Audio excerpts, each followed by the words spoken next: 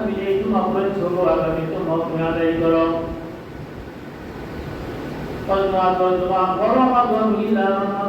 এক রোজা থেকে আরেক রোজা পর্যন্ত এই রোজায় তুমি হায়াত পেয়েছো, এই রোজায় তুমি রোজা পালন করো। আবার তুমি সামনে দেখো না হায়াত পেয়ে যাবা, যখন তোমাকে হায়াত দান করবে তুমি ওই রমজানে আবার তুমি রোজা পালন করো।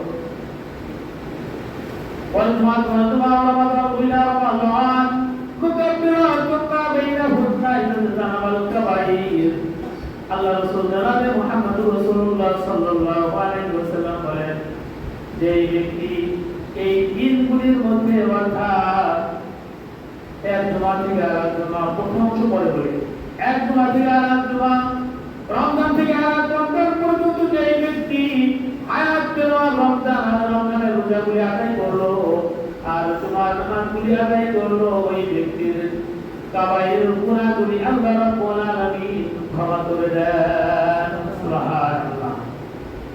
আসসালাতু খামস, নবী পাক সাল্লাল্লাহু আলাইহি ওয়াসাল্লাম বলেন তুমি পাঁচ ওয়াক্ত নামাজ আদায় করো। পাঁচ ওয়াক্ত নামাজ আদায় করলে কি হবে দেখেন, পাঁচ ওয়াক্ত নামাজ যখন তুমি আদায় করবে, এই যে ফজরের নামাজ, এই জোহরের নামাজ বড় একটা গ্যাপ, এই যে আপনি আসরের নামাজ, এই যে মাগরিবের নামাজ, এই যে ইশার নামাজ, আবার ইশার নামাজের পর আবার বিশাল একটা রাত ছেড়ে কি হচ্ছে, এই ইশার নামাজ থেকে আপনার এই ফজর পর্যন্ত দেখেন হিসাবটা বুঝেন। আসসালাতুল খামসের দেখা হবে না।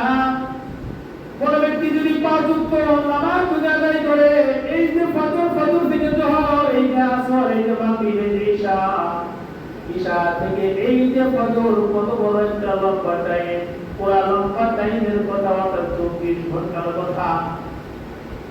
আল্লাহ রাসূল বলেন তুমি যখন এই যে ফজরের নামাজ আদায় করেছো, এই যে জোহরের নামাজ এত বড় একটা লং সময়, এই যে ফজরের নামাজ তুমি আদায় করেছো, এরপরে তুমি বিভিন্ন কাজকর্ম করবে, সিরু খিলাফ দুনিয়ার মধ্যে যত কাজকর্ম আছে সমস্ত কাজকর্মগুলি আপনি করলেন।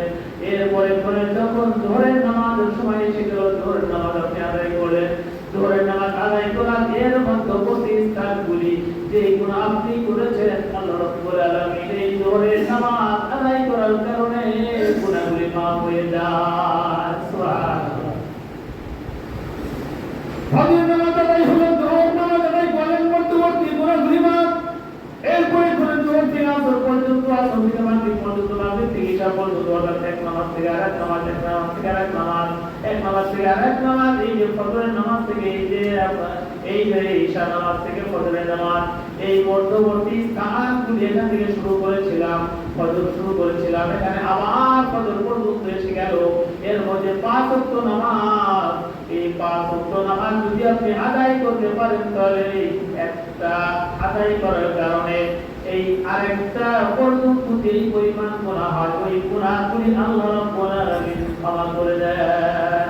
সুইযহিবিকাস সাইয়্যাত যালিকা যিকরা লিয-যাকিরিন।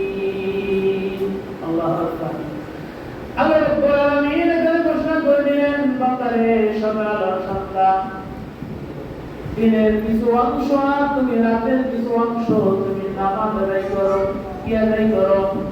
আল্লাহ রাব্বুল আলামিন বলেছিলেন, পরে কি বলেন দেখেন, বান্দা তুমি যদি আমার গোলামি করতে পারো, আমার শুকর আদায় করতে পারো, আমার ওয়াদাকে তুমি যদি মানতে পারো, আমি আল্লাহ রাব্বুল আলামিন তোমার জন্য প্রতিদান রেখেছি, তোমার জন্য জাযা রেখেছি। কি জাযা রেখে দিলাম? ইন্নাল হাসানাতি ইউযহিবুনাস সাইয়্যাত যালিকা যিকরা লিয-যাকিরিন। আল্লাহ রাব্বুল আলামিন বলছেন, বান্দা তুমি নামাজ আদায় করো, দিনের এক অংশে, রাতের এক অংশে, রাতের কিছু অংশ আর দিনের কিছু অংশ তুমি নামাজ আদায় করো। আমি আল্লাহ রাব্বুল আলামিন ইন্নাল হাসানাত, এটি কি ভালো কাজ, হাসানাত এটি তোমার নেকির কাজ। এই হাসানাত যখন তুমি করবা, ইন্নাল হাসানাত ইউযহিবুনা সাইয়্যাত, ইউযহিবুনা মানে কি, পুরায় দেয়, মিটায় দেয়। কি করে দেয়? মুছে দেয়। সাদা কালি দিয়ে মুছে দেওয়া হয়। আপনি কালিতে লিখেছেন, তো এরপরে আবার সাদা কালি মেরে দিয়েছেন। সাদা কালি কি? ইন্নাল হাসানাত। যখন আপনি নামাজ আদায় করেছেন, ভালো কাজ যখন আপনি সম্পাদন করেছেন, ইন্নাল হাসানাতি ইযহিবনা বিদায়াত সাইয়্যাত, সাইয়্যাত মানে গুনাহের কাজ। সাইয়্যাত শুধু গুনাহ নয়, সমস্ত প্রকার গুনাহ, আপনি যত গুনাহ করেছেন, সাইয়্যাত সাইয়্যুন গুনাহ, এটা এক বছর না, সাইয়্যাত সমস্ত গুনাহগুলো আল্লাহ রাব্বুল আলামিন আপনাকে মাফ করে দেন। সুবহানাল্লাহ। এই নামাজের দ্বারা কি হয়? নামাজের দ্বারা গুনাহ মাফ হয়ে যায়, এটা আল্লাহ রাব্বুল আলামিন বলেছেন। অপরদিকে নবী রাহমাত সাল্লাল্লাহু আলাইহি রাহমাত সাল্লাল্লাহু আলাইহি ওয়াসাল্লাম বলেছেন, আকিমিস সালাতা তারাফাইন Nahar as-salawatul khams wal jumu'atu wal jumu'ah ورمضان إلى رمضان مكبرات ما بينهن إذا اجتنب الكبائر أو كما قال النبي صلى الله عليه وسلم. نبي بعد رحمة العالمين سركر دعاء محمد رسول الله صلى الله عليه وسلم বলেছেন, as-salawatul khams, পাঁচ ওয়াক্ত নামাজ আদায় করো। as-salawatul khams, khams মানে পাঁচ ওয়াক্ত নামাজ। as-salawatul khams wal jumu'atu wal jumu'ah, এক জুমা থেকে আরেক জুমা পর্যন্ত, অর্থাৎ তুমি এই জুমা পড়েছো, আগামী জুমা তুমি আদায় করো। রমাদান ইলা রমাদান, এক রোজা থেকে আরেক রোজা পর্যন্ত, এই রোজায় তুমি হায়াত পেয়েছো, এই রোজায় তুমি রোজা পালন করো। আবার তুমি সামনে যখন হায়াত পেয়ে যাবা, রব্বুল আলামিন যখন তোমাকে হায়াত দান করবে, তুমি ওই রমজানে আবার তুমি রোজা পালন করো। والجمعة والجمعة ورمضان إلى رمضان مكبرات ما بينهن إذا اجتنب الكبائر. আল্লাহ রাসূল জনাবে মুহাম্মদুর রাসূলুল্লাহ সাল্লাল্লাহু আলাইহি ওয়াসাল্লাম বলেন, যে ব্যক্তি এই দিনগুলির মধ্যে অর্থাৎ এক জুমা থেকে আরেক জুমা, প্রথম অংশ পরে বলি, এক জুমা থেকে আরেক জুমা, রমজান থেকে আরেক রমজান পর্যন্ত যে ব্যক্তি হায়াত পেল, রমজানের রোজাগুলি আদায় করলো আর জুমার নামাজগুলি আদায় করলো, ওই ব্যক্তির কাবাইর গুনাহগুলি আল্লাহ রাব্বুল আলামিন ক্ষমা করে দেন। সুবহানাল্লাহ। as-salawatul khams, নবী পাক সাল্লাল্লাহু আলাইহি ওয়াসাল্লাম বলেন, তুমি পাঁচ ওয়াক্ত নামাজ আদায় করো। পাঁচ ওয়াক্ত নামাজ আদায় করলে কি হবে দেখেন, পাঁচ ওয়াক্ত নামাজ যখন তুমি আদায় করবে, এই যে ফজরের নামাজ, এই জোহরের নামাজ বড় একটা গ্যাপ, এই যে আপনি আসরের নামাজ, এই যে মাগরিবের নামাজ, এই যে ইশার নামাজ, আবার ইশার নামাজের পর আবার বিশাল একটা রাত, সে রাতটি হচ্ছে এই ইশার নামাজ থেকে আপনার এই ফজর পর্যন্ত, দেখেন হিসাবটা বুঝেন। as-salawatul khamসের ব্যাখ্যা হলো এটা, কোন ব্যক্তি যদি পাঁচ ওয়াক্ত নামাজ আদায় করে, এই যে ফজর থেকে জোহর, এই যে আসর, এই যে মাগরিব, এই যে ইশা, ইশা থেকে এই যে ফজর, কত বড় একটা লম্বা টাইম, পুরা লম্বা টাইমের কথা, অর্থাৎ 24 ঘন্টার কথা। আল্লাহ রাসূল বলেন, তুমি যখন এই যে ফজরের নামাজ আদায় করেছো, এই যে জোহরের নামাজ, এত বড় একটা লং সময়, এই যে ফজরের নামাজ তুমি আদায় করেছো, এরপরে তুমি বিভিন্ন কাজকর্ম করবে, সিরু ফিলা, তুমি এর মধ্যে যত কাজকর্ম আছে সমস্ত কাজকর্মগুলি আপনি করলেন। এরপরে যখন জোহরের নামাজের সময় এসে গেল, জোহরের নামাজ আপনি আদায় করলেন। জোহরের নামাজ আদায় করার এর মধ্যবর্তী স্থানগুলি যেগুলো আপনি করেছেন, আল্লাহ রাব্বুল আলামিন এই জোহরের নামাজ আদায় করার কারণে গুনাহগুলি মাফ হয়ে যায়। সুবহানাল্লাহ। ফজরের নামাজ আদায় হলো, জোহর নামাজ আদায় করেন, মধ্যবর্তী গুনাহগুলি মাফ।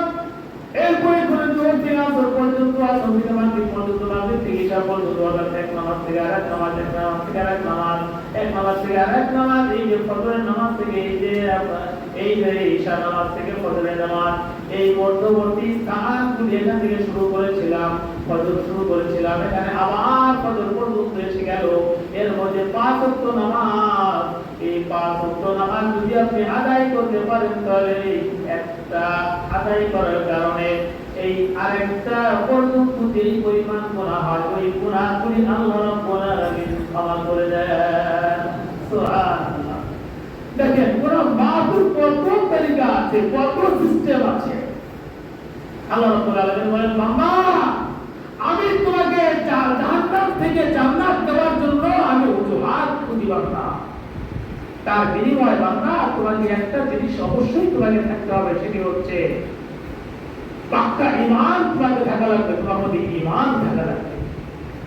তোমার মধ্যে যখন ঈমান থাকবে তখন তুমি কঠিন কঠিন ভারী কাজ, ভারী ভারী গুনাহগুলি তুমি করতে পারবে না।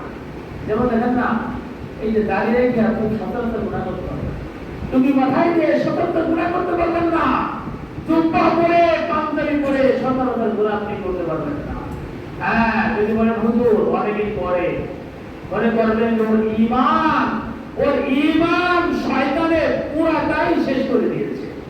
ওর ঈমান পুরাটাই শয়তানে হরণ করে দিয়ে একেবারে ওটা গুরু রাস্তায় ফেলে দিয়েছে। রাসূলুল্লাহ সাল্লাল্লাহু আলাইহি ওয়াসাল্লামের দ্বারা এক ব্যক্তি ইন্তেকাল করেন। রাসূলুল্লাহ সাল্লাল্লাহু আলাইহি ওয়াসাল্লাম জানাজা দেওয়ার জন্য তৈয়ারি গ্রহণ করলেন, হাজির হয়ে গেলেন। রাসূলুল্লাহ সাল্লাল্লাহু আলাইহি ওয়াসাল্লাম হাজির হয়ে গেলেন। ইতিমধ্যে হাজির হয়ে গেছেন বড় বড় সাহাবায়ে কেরাম, হযরত ওমর ফারুক রাদিয়াল্লাহু তাআলা আনহু, হযরত উসমান রাদিয়াল্লাহু তাআলা আনহু, এরকম বড় বড় সাহাবায়ে কেরাম রাসূলুল্লাহ সাল্লাল্লাহু আলাইহি ওয়াসাল্লামের নিকট এসেছেন। এসে বললেন, ইয়া রাসূলুল্লাহ, ইয়া হাবিবাল্লাহ, আপনি কার জানাজা করার জন্য আপনি এখানে হাজির হয়েছেন? রাসূলুল্লাহ সাল্লাল্লাহু আলাইহি ওয়াসাল্লাম বললেন, তার বৃত্তান্ত বললেন।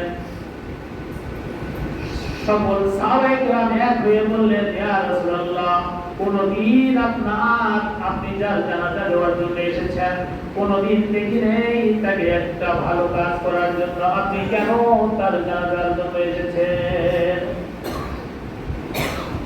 তো রাসূলুল্লাহ সাল্লাল্লাহু আলাইহি ওয়াসাল্লাম তো আল্লাহ রাব্বুল আলামিনের মাধ্যমে উনি জানতেছেন যে এই লোকটি ঈমানদার নাকি বক্তা। তো রাসূলুল্লাহ সাল্লাল্লাহু আলাইহি ওয়াসাল্লাম জিজ্ঞাসা করেছেন, আমার সাহাবায়ে তোমাদের মধ্যে কি এমন কেউ আছো, এমন কেউ কি দেখেছো যার জানাজার নামাজ আমরা পড়ার জন্য এখানে এসেছি, যাকে দোয়া করার জন্য আমরা এসেছি, এই ব্যক্তি এই মাইয়াকে কোনদিন তোমরা কি কোনো ভালো কাজ করতে দেখেছো কিনা? কোন হাসানাত, কোন একটি হাসানাতের কাজ করতে তোমরা দেখেছো কিনা? সমস্ত সাহাবায়ে কেরাম ফাঁস হয়ে গেলেন। একজন সাহাবী বললেন, ইয়া রাসূলুল্লাহ, ইয়া হাবিবাল্লাহ, আপনি যার জানাজার নামাজ আদায় করার জন্য এসেছেন এই ব্যক্তিকে আমরা একদিন দেখেছি, আমি আর কোনদিন কেউ দেখে নাই, কিন্তু আমি একটা দিন দেখেছি যুদ্ধের একটি কাফেলা যখন একটি জায়গা থেকে আরেকটি জায়গায় যখন যুদ্ধের জন্য যখন রওনা হয়ে গিয়েছিল, রাত্রের বেলা যখন একটা জায়গায় তাঁবু পেতে যখন তারা রেস্টের জন্য বিশ্রামের জন্য রাত্রের বেলা যখন তাঁবু পেতেছিল, আল্লাহর পয়গম্বর আমি দেখেছি এই লোকটি সারা রাত সেই তাঁবুর মধ্যে যারা ছিল সারাটি রাত এই ব্যক্তিগুলিকে পাহারা দিয়েছে। সুবহানাল্লাহ। আল্লাহর পয়গম্বর বলেন, ও আমার সাহাবায়েরা, তোমরা সকলে শুনে রাখো, তোমরা দেখো এই ব্যক্তি জীবনে কোনোদিন কোনো নেকির কাজ করে নাই, কোনো ভালো কাজ করে নাই, তোমরা শুধু দেখেছো এই ব্যক্তি কোনোদিন কোনো ভালো কাজ করে নাই, কিন্তু আমি নবী মুহাম্মদ সাক্ষী দিচ্ছি, তোমরা যার ব্যাপারে আজ দাওয়াত দিচ্ছ, সাক্ষী দিচ্ছ, এই ব্যক্তি কোনো ভালো কাজ করে নাই, এই ব্যক্তি জাহান্নামী, কিন্তু আমি মুহাম্মদ সাল্লাল্লাহু আলাইহি ওয়াসাল্লাম সাক্ষী দিচ্ছি তোমাদের সামনে এই ব্যক্তি আল্লাহর জান্নাতি। সুবহানাল্লাহ। একটি মাত্র কাজ করেছে, এই একটি কাজ করার কারণে একটি কাজ আল্লাহ রাব্বুল আলামিনের দরবারে এত মহব্বতকৃত হয়ে গিয়েছেন, একটি কাজের কারণে আল্লাহ রাব্বুল আলামিন তার সমস্ত গুনাহগুলি মাফ করে তাকে জান্নাতের মেহমান বানিয়ে দিয়েছেন। সুবহানাল্লাহ। তো সম্মানিত হাজিরিন, আপনারা আরো জানেন, অনেকে শুনেছেন, বনি ইসরাঈলের এক নারী ছিল না, বনি ইসরাঈলের এক নারী, দীর্ঘ বড় হাদিস বলা সম্ভব নয়, বুখারী শরীফের যে হাদিসটি বর্ণিত, রাসূলুল্লাহ সাল্লাল্লাহু আলাইহি ওয়াসাল্লাম যখন মেরাজে গিয়েছেন তখন দেখেছেন উনি যে এই মহিলা তো এই মহিলা জান্নাতি হয়ে গেছে, সে একটি কাজের কারণে। আল্লাহ রাব্বুল আলামিন কাকে কোন ওসিলার মাফ করে দিবেন এটা বলা যায় না, কিন্তু যত ফরজিয়াতগুলি আছে সমস্ত ফরজিয়াতগুলি আপনাকে অবশ্যই অবশ্যই মানতে হবে। ফরজিয়াতগুলি কি করতে হবে? আপনাকে অবশ্যই মানতে হবে, কিন্তু ফরজিয়াতগুলোতে আপনার ইনকার করার কোনো সুযোগ নাই, অস্বীকার করার কোনো সুযোগ নাই। কিন্তু তার জন্য শর্ত হচ্ছে আল্লাহ রাব্বুল আলামিন যে আপনাকে ঘুটে ঘুটে ঘুটে ঘুটে জান্নাতে দিতে যাবে, তার জন্য আপনার শর্ত হচ্ছে আপনাকে অবশ্যই অবশ্যই ঈমান থাকা লাগবে। তো আল্লাহ রাব্বুল আলামিন আমাদের সকলকে যেন তারা কিছু বলবেন।